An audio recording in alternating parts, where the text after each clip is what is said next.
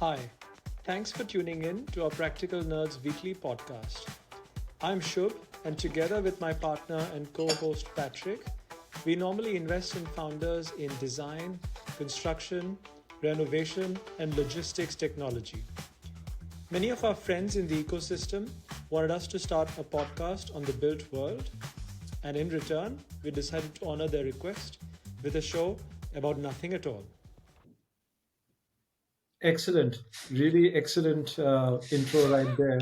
Uh, right, there you go. There's my very subjective opinion to get us started on a Well done. controversial. Well done. And you did the voiceover manually, no 11 labs or anything Nothing, all of that. I even produced all of the music effects manually, completely by myself. on your banjo. Yes, Hmm. it's a one-man show and made everything by myself. Well done. Well done.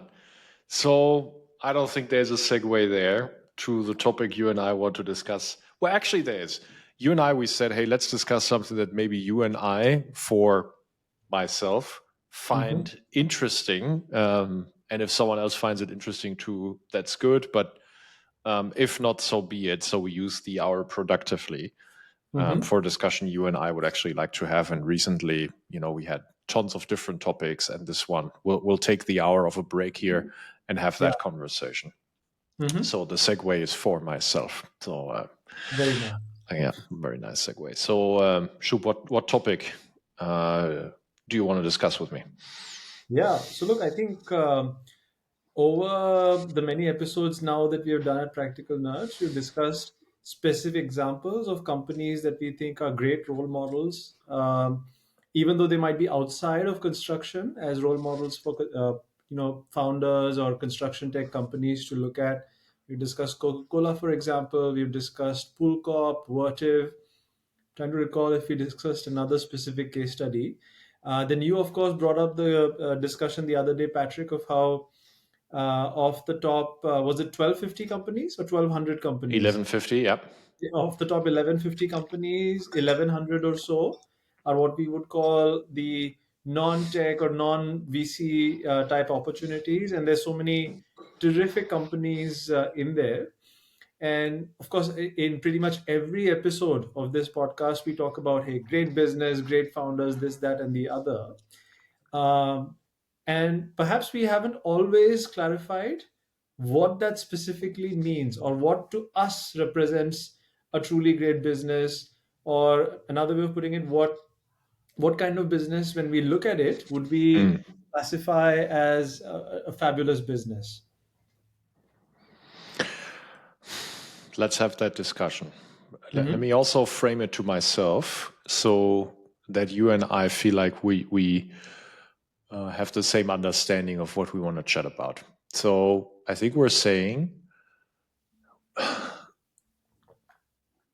we hunt startups that can become outliers. And I like to think that over the years, we've become, the bar has been constantly raised. I think um, that's a good sign as you mature as an early stage investment platform. And normally it actually comes the other way around. As your platform becomes larger, your bar lowers without you realizing it, because you now need to deploy more capital into more companies. So I like to think for us, it actually constantly got raised. And sometimes I still think about myself, hey, kind of that deal I did 7 years ago, would I do it today? No. Mm. Not because I know necessarily more about the deal, that's also the case, but also because it's just not the type of deal, the type of setup, type of whatever market founder, etc., that maybe today would pass our bar. So I think that's good, but all of that is still a startup context. Now, the discussion you and I want to have now is, okay, so when they are ready-made companies at some Mhm. point, what are the traits and characteristics and flavors of these companies that we really appreciate? And for that, the population of companies we discussed today is actually not startups. It's Yeah. actually the population of these 1,050, 1,100 Mhm. companies. And again, they are all terrific businesses. But what is specifically something that appeals to you, that appeals to me in these types of businesses? Mhm. That's correct, right? That's the discussion. Yeah. Yeah. Okay. So I can start. I Mm-hmm. like it when a company has a hyper-repeatable unit of supply. And let me give you a few examples what I mean by hyper-repeatable unit of supply. So Holcim, Heidelberg, CRH are vertically integrated cement manufacturers. Mm-hmm. I think Holcim might be valued 30 to 40 billion, Heidelberg currently 25 to 30 billion, CRH might be in and around the same ballpark. Mm-hmm. They make a couple billion of free cash flow from their businesses. Mm-hmm. Fundamentally, what are they? They produce a paste called cement.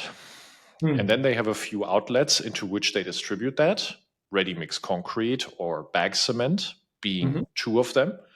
But ultimately, it's a vastly repeatable unit of supply. It's mankind's most used building material. It's one of the most used substances in the world after water. So it's widely adopted across the entire globe. And Mm-hmm. you can produce it around the entire globe in pretty much the exact same fashion. So when you have this level of a hyper repeatable unit of supply, you don't have to be a software company. You can actually be a company that industrializes your supply units as Mm-hmm. much as possible. And that will lead me later to another ingredient that I really like, Mm-hmm. which has to do with the cost structure. But that will allow you to actually industrialize a lot out of that single unit of supply. So that's something I really can appreciate about building materials companies like that. In a way, Coca-Cola. I Mm. mean, one of your favorite companies. I know Yeah. I'm kind of getting ahead here, but in a way, Coca-Cola is the exact same thing. There's a unit of supply here that they can scale, produce, and then scale a lot. Yeah. Nice. I wish I had as analytically dense a response, but I'll keep it more simple. So for me, ideal businesses, and maybe I'll first speak of the characteristics, not so much the results. And the results are several, which I'm sure it also fits your the description you provided. I'll talk about the characteristics I look for. Look for businesses which represent the possibility. So either they are already monopolies or represent the possibility of monopolistic characteristics. And the reason I like it, I think it is what I would describe as a toll booth like dynamic. In other words, if you want to participate, you need to get through these companies, right? Who then charge you whatever. And obviously, we had a little joke about a company we know who literally operates toll booths. As toll booth. Right? And that's also a fabulous business, by the way, right? Yep, serves them So, well. right, um, and do it that way. Now, folks listening to this may be like, "Hey, are monopolies bad, or is a monopoly realistic?" Or when you speak of toll booths, how do you create? Is it really possible for different kinds of businesses? To what extent can they be visualized as tool booths? So to give you an example, right, I think even, believe it or not, Coca-Cola fits this description. So I would say Coca-Cola, in my mind, fits both a monopolistic description as well as a toll booth description. In the sense, if you put yourself in the shoes of a bottler, so Mm-hmm. let's say you're a bottler, right? Who do you go with? There's only two players out there you can choose. So anyone else you choose with has such small scale. You more or less have to go with Coca-Cola. And by the way, that doesn't mean you only sell cola. So for those of you interested, look them up. Coca-Cola does a whole lot more.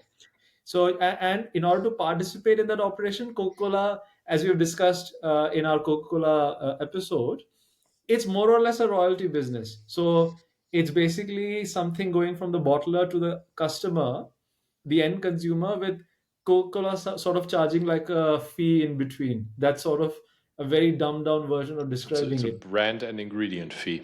Correct. Exactly. Right. Mm-hmm. So I think any business that can eventually get to that sort of end state where you can charge a fee for participation, and I'm again oversimplifying it, if that's how the economics and the power dynamic can potentially play out, I like those kinds of businesses a lot. Hmm.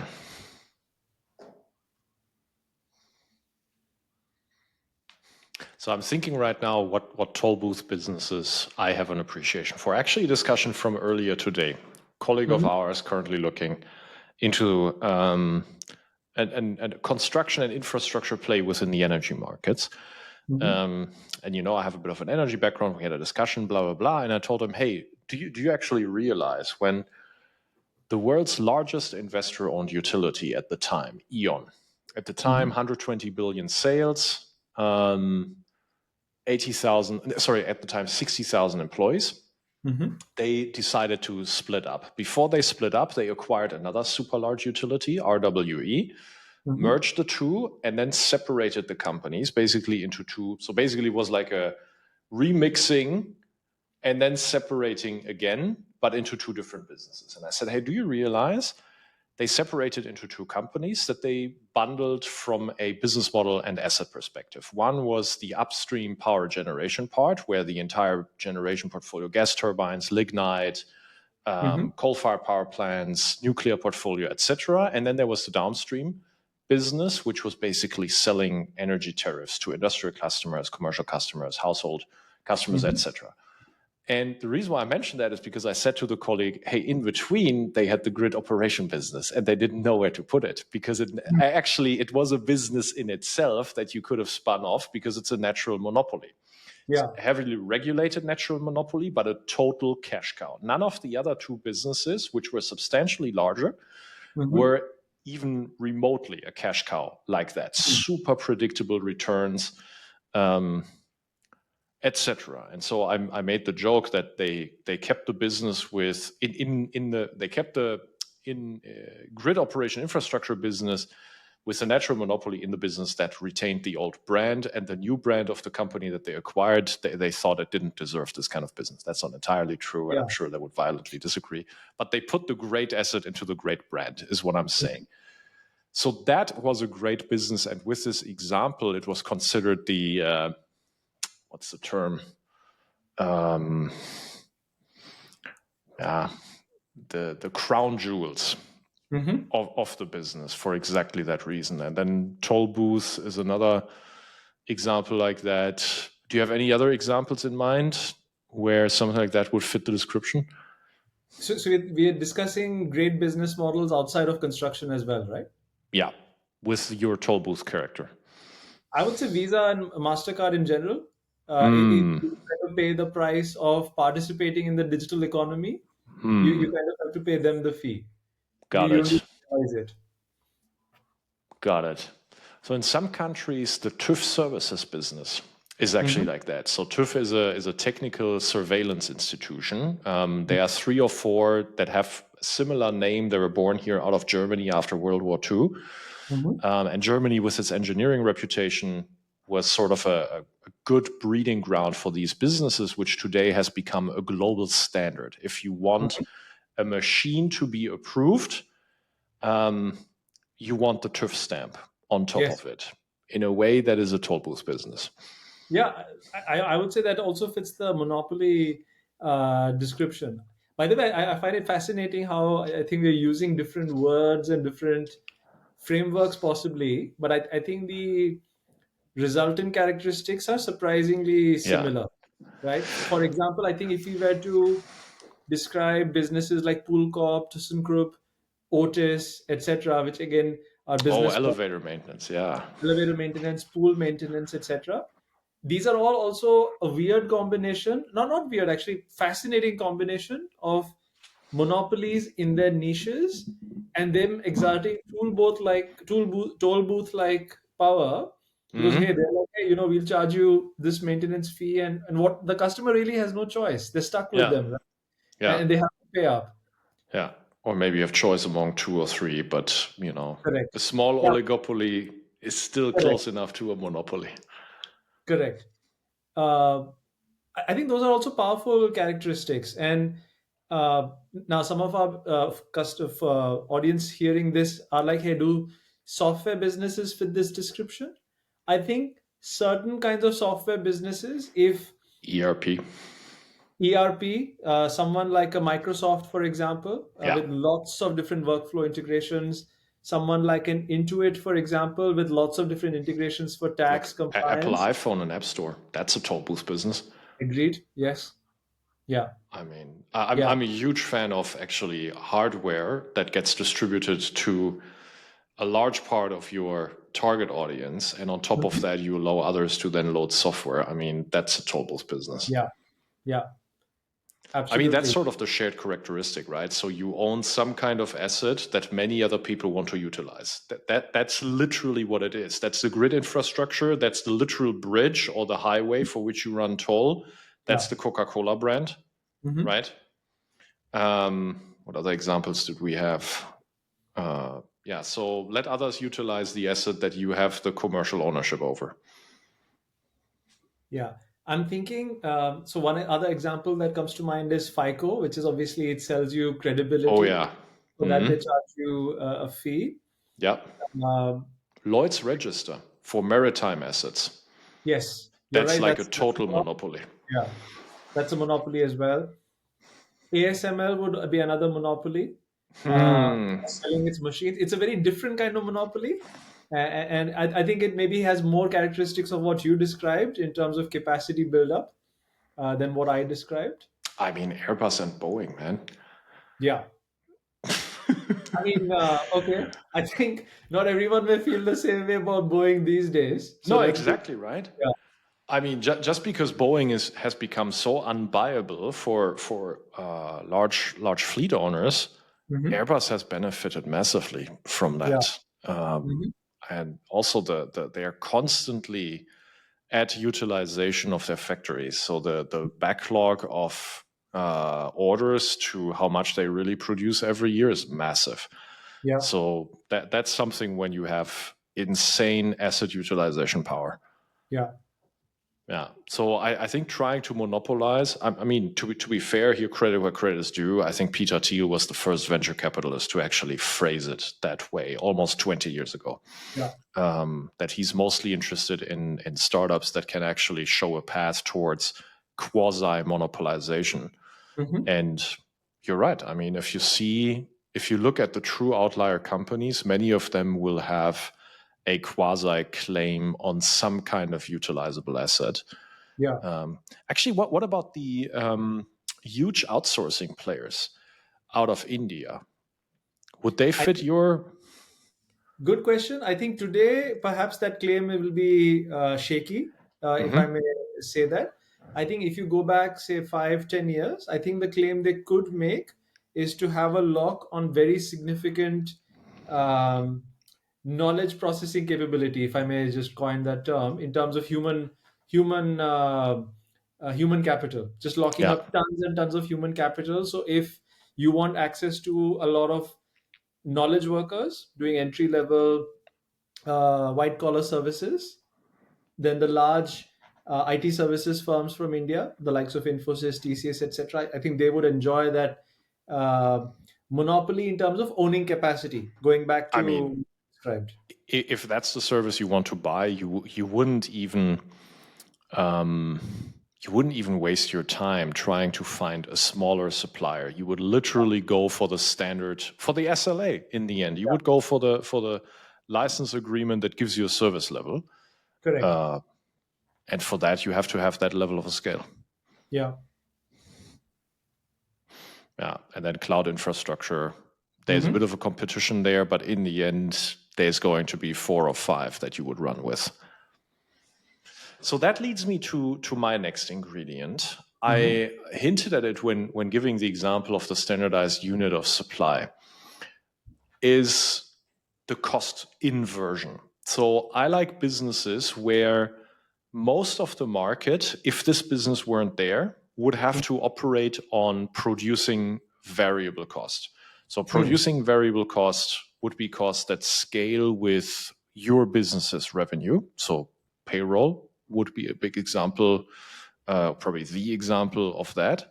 Whereas the opposite of that would be in the fixed cost category, I make a one-time payment. Could be Hmm. one time per year. It could be a one-time R&D. It could be a one-time asset purchase.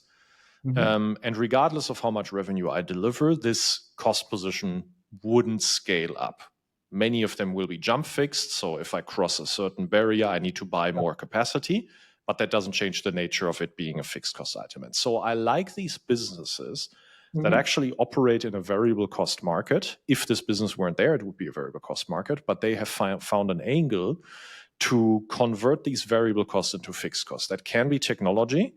Many, many, many times it's actual scale, right? Where because you achieve a certain scale, you can make certain investments. And that is a shared trait among natural monopolies, by the way. So natural monopolies are exactly happening because one person can at one point in time make the fixed cost investment, and then later it becomes prohibitive to redo the same investment and be economical. And then in an absolute ideal state, and that's my most favorite business, very rare, you then sell these fixed costs as variable costs back to the client. So what is a great example here? Visa and MasterCard, PayPal, Stripe. So you invested one time into your payments processing infrastructure. Not an easy investment to make by any means. And in fact, quite difficult to build. We have one such company in the B2B cross-border payment space, so we know firsthand. It took us a while to get it off the ground, but now it's processing billions of GTV. That's right? Billions of GTV? Yeah. And then you sell that as variable cost because your client, the more revenue they do, the more percentage they sell, they purchase from you. So now you've converted variable cost of payments processing into fixed cost, and now you reutilize that same asset infinitely in order to sell variable cost. I don't think there's a better business logic on the planet if you can do that.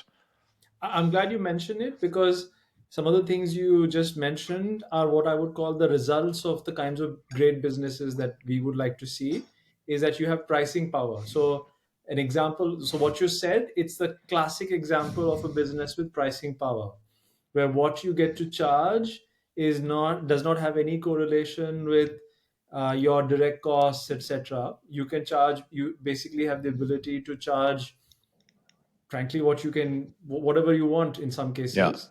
And that's how it rolls, because that gives you a lot of operating leverage as years go by. Indeed. Where do insurances, especially property insurance, fit into this? Warren Buffett's most favorite category.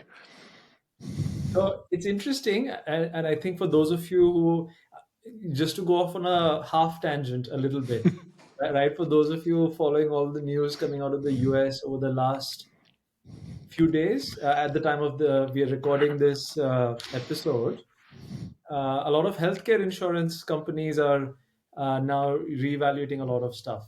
And the reason I bring this up is if the insurance model also bakes in stuff like subsidies, support from the government, some sort of state support, etc., then obviously there is a problem. If the insurance model, so look, very high quality, robust insurance companies protect themselves obviously in this situation. But if what happens in an insurance event, if the risk is not idiosyncratic, but it's in fact correlated, in fact, a statistically significant proportion of your insurers simultaneously go under. I think there was a situation like that in 2008, which took down insurers. Then there's a problem, and I think maybe it's going to be a common characteristic that we bring up. Either the predictability or the resilience is also one characteristic we like of business models, or what could cause these businesses to uh, either go under or face a very significant hit. In insurance, I think in certain models they're more insulated from these use cases, but in certain others, I think there are other systematic sources of risk. As in, it's good, as in it's not good, kind of a situation. Can you think of an example? Uh, Actually, property insurance, I must admit, maybe it fits that description. I haven't researched it to that level. I So think property insurance, the way Buffett talks about it in his annual letters, it's quite repetitive because obviously he has liked the category for 65 years. yeah, But the way he talks about it is, so he likes that you get upfront cash flow for insuring the next year, and then and you get that from 100% of your portfolio. Yeah. But then a calculable and predictable percentage of your portfolio actually has casualties, and the casualty amount is also Mm-hmm. computable and predictable over the Mm-hmm. next year. And so unless your portfolio is now in some kind of um, exposed to some kind of change of unsystematic risk. So, for example, for a reason, maybe 50% of your portfolio was on the Gulf Coast of Florida. Mm. Now, climate change changes the amount of hurricanes that your Yeah. properties are exposed to. And so now, all of a sudden, maybe the casualty rate jumps from 1% to 3%, arbitrary numbers. And the average value of casualty now jumps from 50,000 to 250,000. That Mm. would obviously drastically change your economics, and then you need to reevaluate. But until something like that happens, he really likes about the property insurance space upfront cash, and basically I know exactly what my amounts of cost are statistically going to be. Mm. Um, I have to agree. I mean that's one of the greatest businesses of all time. Yeah. Yeah. I think now that you bring up, I'm trying to recall in the context of which company I had read it, or maybe it was not about a company, it was about health insurance. In addition, of course, to possible state support and all that, and how that can mess with the revenue model. Another interesting dynamic that was discussed, just in the spirit of, I guess, risk factors and how they can randomly disturb business models. I think, for example, there was an observation made that during the COVID years, not enough people were going in for like checkups and all this stuff, because obviously in hospitals, Oh, people were only going for either COVID mostly or very serious stuff.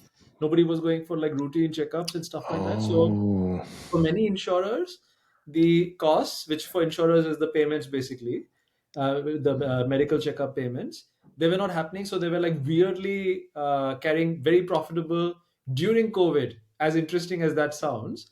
But then when COVID receded, everyone started doing routine checkups and things ah. like that again. So suddenly they were underwater.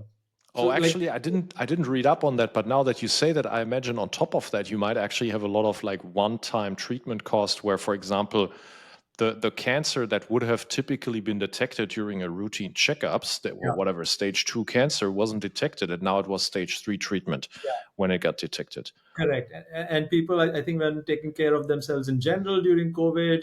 So, Hmm. and they weren't aware, as you rightly said. So, it's things like that. So, I think that could be a segue to another characteristic, which I think in general, we like to analyze anyway, even for early stage companies, is challenging the assumptions that still need to hold up to make the company go great. And what if that assumption doesn't play out, right? Is that company still great? So I think in truly great businesses, you either don't need to make too many assumptions, or in an ideal world, it's very, very predictable Yeah. what is going to happen.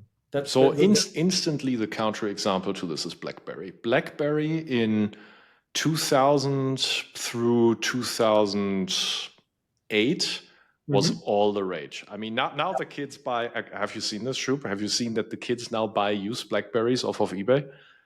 Oh, I was not aware of that. Yeah. It's a funny Okay. trend. They are kind Okay. of rediscovering 20-year-old devices, also because the current smartphone generation is prohibitively expensive. Mhm. At least if you want like a branded smartphone. And so there's a bunch of kids online that rediscover, by kids including maybe 20, 22-year-olds, that rediscover BlackBerry. I have to say, BlackBerry was a fantastic device for writing emails. Now, Mhm. luckily, I got away from emails. So luckily, that isn't the case anymore. But when that were the case, it was the dominant hardware device for the business population. Like it was like Apple for creatives, BlackBerry was for business people. In fact, there was a time when I started my career, if you didn't have a BlackBerry to put on the desk, people would associate that you are not important in your company. Mm. Like that's how Yeah. nuts it was. Yeah. Um, so BlackBerry at the time was so dominant that people thought, okay, we would never go away. We would basically bring out the next generation, the next generation. But then the market assumption changed. And actually, it wasn't that timeless, predictable kind of demand, because then actually what happened? Apple introduced a smartphone. Okay, touch screen, large screen, app store loaded on top, better dev environment to load, to develop software and then load software on top. Boom, BlackBerry was dead in 2 years. Like, Yeah. that's how dramatic of a change that was. Now, how would you have spotted that for BlackBerry before? I haven't thought about it at the time, but I guess for the time being, let's at least say it did not qualify in hindsight with your criterion, because Yeah. that wasn't a predictable timeless demand. So that's a very good example. I think Nokia, Kodak, etc., would also somewhat fit into Oh, these Kodak, kinds of yeah. architects. Remember Kodak? Yeah, I think Oh, you and yeah. I are old enough for that. Business Um, school's favorite case study. Correct, Yeah. exactly. I wonder if these are examples of high market share companies which were never monopolies. And I think quite often monopolies or monopolistic or oligopolistic businesses are treated as being synonymous with large market share. But I Well, think, I wonder if it's something else. So I think that's true, but I think that might be a symptom. So Mhm, if you analyze the common denominator here, these are businesses. Small sample set. Let's stress test it further. But these are businesses that owned a technology, but they mhm. didn't own the installed capacity. Yeah, Whereas if you're a natural monopoly, that's what you do. If you're a literal toll booth business, what are you yeah, doing? You're getting a 99-year lease contract on this part of the highway, and you yeah, get the ability to toll it, right? So correct. you're literally owning the commercial capacity of use on this asset, whereas Kodak didn't have that. Neither Yeah, did BlackBerry. yeah. So I think you nailed it. So where I was going with this is the analogy to a Kodak, BlackBerry, or a Nokia. Say if you were to compare it with the Coca-Cola, would be to say, hey, the original Coca-Cola is the only cola drink, and hey, you carry on with that. But the way I would, for example, interpret that is Coca-Cola wasn't just about that one, the original red and white cola drink. It's about the bottling process and the power to use the brand to do contract manufacturing through Mm-hmm. bottlers. And that allows you to do many other things. So even when flavors change, consumer preferences change, you're not tied to that one product to sort of linger. You can diversify your offerings the way Coca-Cola has done. Whereas for whatever reason, and I must admit I'm not an expert at Nokia, Kodak, and BlackBerry's operations and distribution and how well they were equipped or not. Possibly as a hypothetical thing, they kind of baked all in on those range of products, Yeah, and they didn't really have the wherewithal as consumer preferences were changing to kind of leverage some other means of operations and distribution to change direction. I like that. I like that a lot. And I do think in a small sample set, uh, your theory would be confirmed. I mean, Kodak was pretty much a single unit company, or single product company. BlackBerry had like 4 products, maybe, but all of them were born out of the Oh, same really? Wasn't concept. it the iconic that I don't know what? So the black one? Didn't they have some? Did they have something else as well? No, they had that one, but in different, basically, sizes, Okay. um, different price ranges. But you're pointing out exactly the correct thing is, in the end, the concept was always the same. Relatively small screen, actual hardware keyboard below the screen, just slightly different sizes, slightly different price ranges, but the core concept was the same. And Mm, there was no smart. There was actually a touch screen product that they had, but it was a relatively poor product. It was not adopted. yeah. They were basically overrun by the touchscreen native kind of companies, and that's what they didn't diversify. Hmm. Yeah, it's a good segue to another characteristic about these outlier companies, or among the set of outlier companies, the characteristic that I like, and that is a versatile multi-supply capacity. So Coca-Cola is such an example where, okay, I mean, in the end, there's Coca-Cola, but hey, if you like vanilla flavor, there's vanilla Coke. Or if you like orange flavor, there is Fanta. Um, Or right? if you And just so, like, or if you just like plain old water, there's that as well. which They water brand is theirs? I think they give it different names in different regions. Ah, So I okay. think in the Middle East, for example, they do Dasani, if I'm not mistaken. In Oh, that's India, they, Coca-Cola. I think so. I think Oh, so. I okay. should. See, let me fact check it right Yeah, but now. anyway, right? So it's beverages. Coca-Cola. Yes. Yeah. So it's beverages with a range of capacity, so that if any kind of them ever fails or gets replaced by someone else, oh, my energy drink doesn't work anymore because now whatever, there's the next Monster or Red Bull. Okay, fine. I'm still kind of diversified in other ways. So that's one way to interpret multi-supply, and another one is geographically. So the world economy is just not on the same S curve. Every kind of country is on a different economic S curve. And the resilience that a true global footprint with globally diversified supply gives you is amazing. It's very, very difficult to take a company out of business ever that has a true globally diversified asset base for production or for some other kind of supply. It's pretty cool to see. In construction, actually, one of the businesses that I appreciated too late is a German company called Peri, Peri. And so Peri's hallmark business is not general contracting. It's actually, they have come up with a reusable formwork that you can basically plug and play. You can stitch it together on site.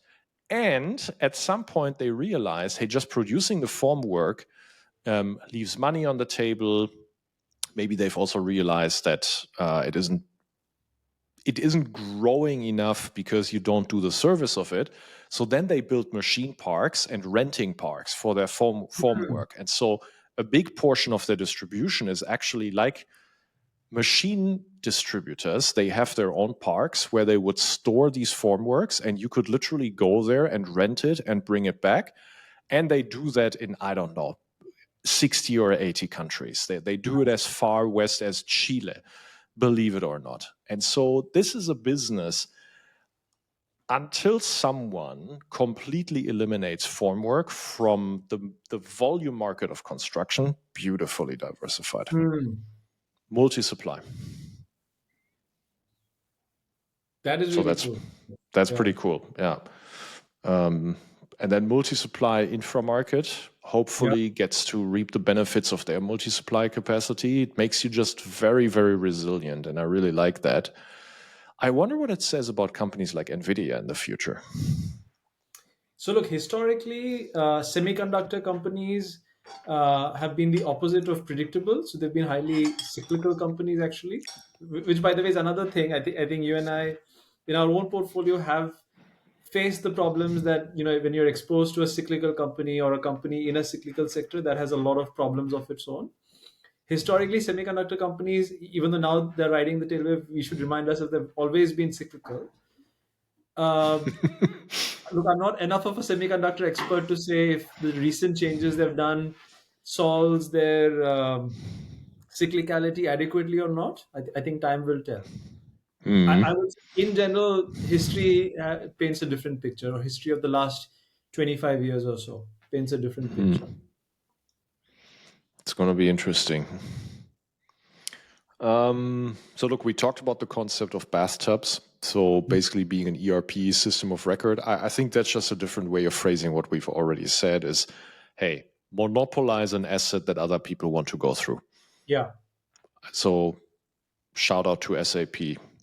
I Yes. think amazing business. I mean, Shub, do you know when SAP was founded? I would guess maybe sometime in the 70s. Did you want a specific year? Or was it even older than Uh, the 70s? I think it might be older. No, you're right. 72. Oh, 1972. okay. Okay. 53-year-old software Nice. company. Very nice. Isn't I that think crazy? I mean, look, a lot of very fabulous software companies were founded then. I think Microsoft also, maybe 77 or 78, I want to say, around that Yeah, time. late 70s. Yeah. Or could be early 80s. Hold on, let me just double check. Microsoft 75. Okay. Nice. Yeah. 75. Oracle 77. So actually 5 years after SAP. Oh, it's pretty Yeah. cool. Maybe IBM was a little bit older than them. Yeah, I think very. IBM was obviously at some point mainframe, and then Hmm. might have been even before that. Yeah, 1911. So originally it was like electric computing machines, or Hmm. sorry, tabulating computing machines. Yeah. By the way, it's also interesting. I think you already covered Microsoft here, but for example, if we look at firms like Microsoft, um, Meta, do you know if SAP has also, SAP must have now also migrated to cloud, right? No, it's no Yeah. longer. Yeah. I think there's something to be said about uh, another interpretation is the way you administer your business or offer your serving. You don't go so all in on one aspect that makes you unable to be flexible to evolve. I think all these companies have also evolved in a way which has made them stronger. So what I mean by that Mm. is, I think 15 years ago, for example, Microsoft was not a cloud company, No. right? And I maybe a similar time or maybe a little bit earlier, SAP was probably not a cloud company either. Correct. There, it perhaps in an alternate world, if they had stuck too long with what they had been doing and not migrated to cloud for whatever reason, perhaps things would look very different for them right now. So if you're an ERP company 15 years ago and you're not investing in cloud, I don't think you would exist today. Yeah, I think you would have been cannibalized away. yeah, Yeah, or you're at least quite a bit smaller or quite a bit less relevant today. exactly. Yeah. Yeah, I think that's true. You know, in the age of AI, we're talking so much about automation. Hmm. And many people don't realize that that's what they talk about because, you know, we call everything AI now. Yeah. But fundamentally, it's the act of automating labor.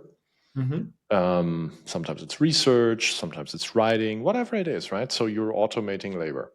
Yeah. Um, is automating labor a common ingredient among these revered companies? Hmm. In many of them, yes. I think in many of them,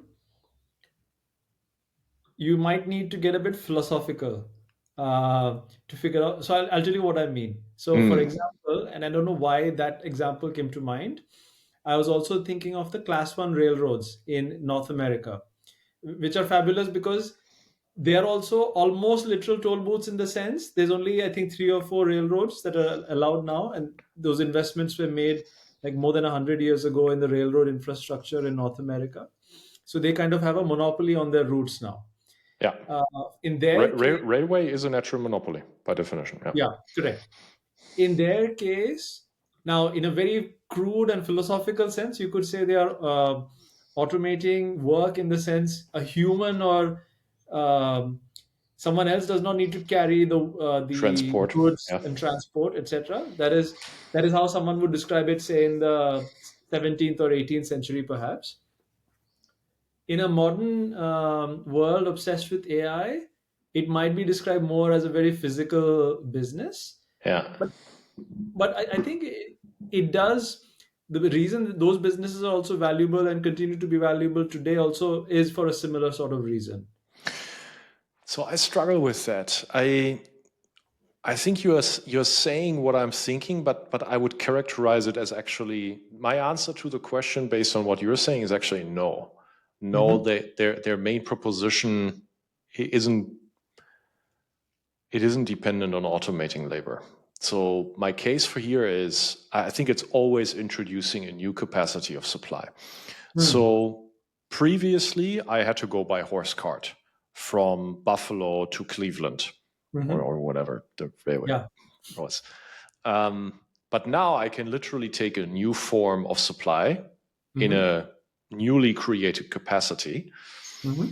And yes, the outcome is I arrive in Cleveland, but I use a new supply and capacity of that supply in order to get there. And it wasn't an automation of the carriage Hmm. experience. So it wasn't the famous make horses faster. Yeah. I introduced new capacity. Um, and I would think all the outlier companies that we discussed today, they introduced a new kind of capacity. Of course, they didn't create new markets because the need for transportation was there, the need for drinking was there, the need for building materials was Mhm. there. But you created some kind of capacity that is worth having, Yeah. and better than the incumbent Hmm. type of supply or incumbent type of capacity. So no, I don't think it is about automating labor for these outlier companies. It is genuinely introducing a new capacity of something. And see, that's where I struggle with AI. So I think AI for some jobs is creating a new kind of capacity. For me, it's research. So Hmm. I think to get the amount of research in that amount of time, I would say it's not even possible, even with hired labor. Hmm. I don't think you could get those results with hired labor, Hmm. even if you gave them 4 weeks longer.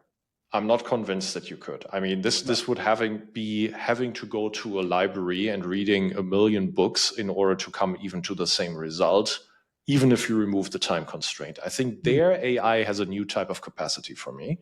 Yeah. When it comes to writing emails, spell checks, my email client now announced that they got acquired by Grammarly. Mhm.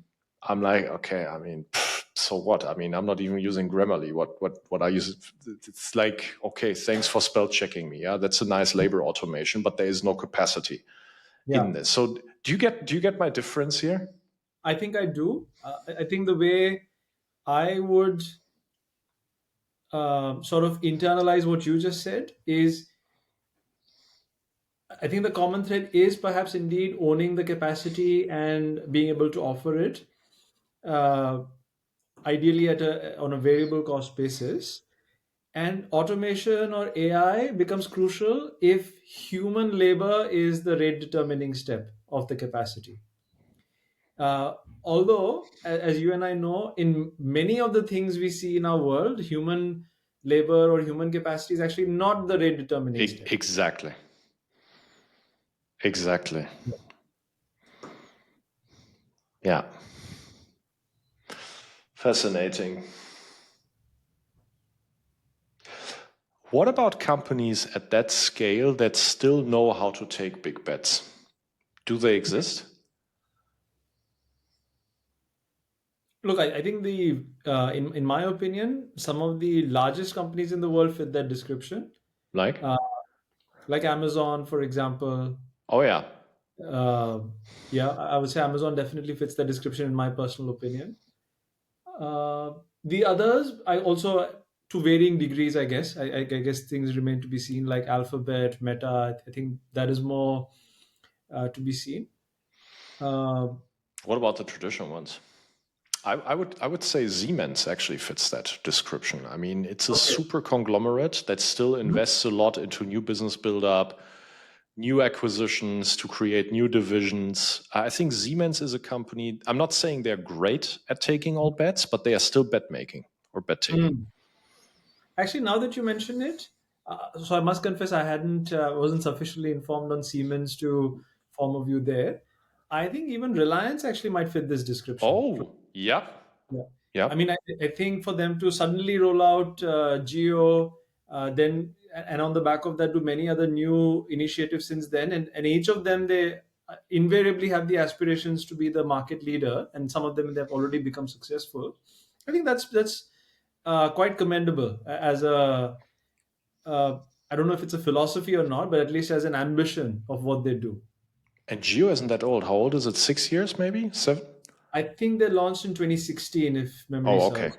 But now they're Nice. already the largest, actually, not just the largest telecom company in India, but one of the largest financial services companies, one of the largest, Isn't that cool? actually, a pretty large e commerce player, also, believe it or not. Yeah, So, yeah. that's pretty cool. Hmm.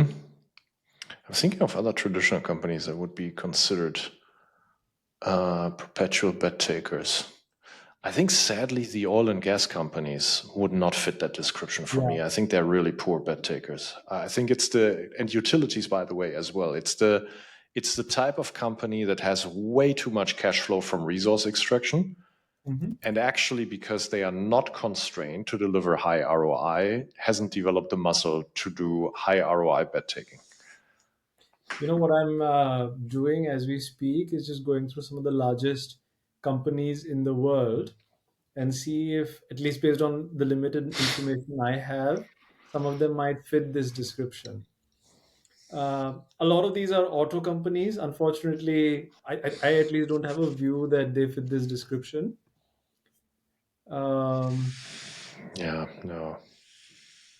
I mean, Honda and Toyota, they both have quite good in-house research labs. Honda famously is investing in Honda Research, where the researchers are allowed to research anything that they want. It has nothing to do necessarily with Honda's core business. So mhm. Honda Research came up with material innovations that went into space. They were the first ones in the 80s to research humanoid robots, believe it or not. Okay. Now, how good they are at commercializing those bets, I don't know. But from a business philosophy perspective, some of these Japanese conglomerates have adopted Hmm. that. Now, if you include the leveraged commercialization of these bets, yeah, then I'm not so sure anymore how good they are. So I think it's not exactly the interpretation you and I want, but just in case some of our viewers point this out, I think if you take the largest 30 companies in the world, that would also, for example, include Netflix as well as pharmaceutical companies. One very Oh, specific pharma. interpretation, yeah, it might be that, hey, pharmaceutical companies by design Yeah, always have to chase the next big bet, otherwise they become obsolete, right? I would contest that because their model obviously is buying researched and ready to commercialize Hmm. R&D from smaller players and then M&Aing them. That Yeah, unfortunately has become their model. yeah. It's interesting when you package stuff as capacity. Even Netflix fits this description now. It is capacity of content, including Yes, in-house proprietary content, etc. as well. correct. That's Yeah, exactly right. I mean, the younger generation might have actually never heard this, but Netflix didn't start out as a streaming service. yeah. Netflix was a literal home order, home delivery, DVD type of business. Hmm. So, it's, uh, Indeed. at that point, I think Netflix might have for a short amount of time at their beginning, I have to double check it, but because I wasn't in the US at the time, they might have had actual vending machines for picking up the Oh, really? DVDs and returning them. I think that Hmm. was the case, yeah. I know Okay. it was at least for one of their competitors. It might have been for Netflix as well. So think about capacity, right? Hmm. That is crazy. Yeah. Actually, vending machines. If you have a business empire of vending machines, that's also a neat business to be in. I guess we won't talk about that cartoon that you'd shared internally because I think folks will have suspicions of what we do and the like. But that was quite fascinating. Oh my God, yeah, passive income guy. Hold on, what's his name? I thought we had it. Here, give this guy a follow. At Chase Down Leads on Twitter. That's his handle. Chase Passive Income. Hilarious account for how to make money with vending machines. I don't think he's serious, but it's funny. Yeah. Okay. No, good discussion, Shub. I'm glad we could do it among all the hustle and bustle of the day to day that we have with other topics. Absolutely. I thought it was quite fun, actually. Good. I'll now build my ATM empire. ATM. Yeah, Nice. specifically ATMs. I Great. first need to found a bank. Yes. All right, sir. Happy week. Happy week, sir.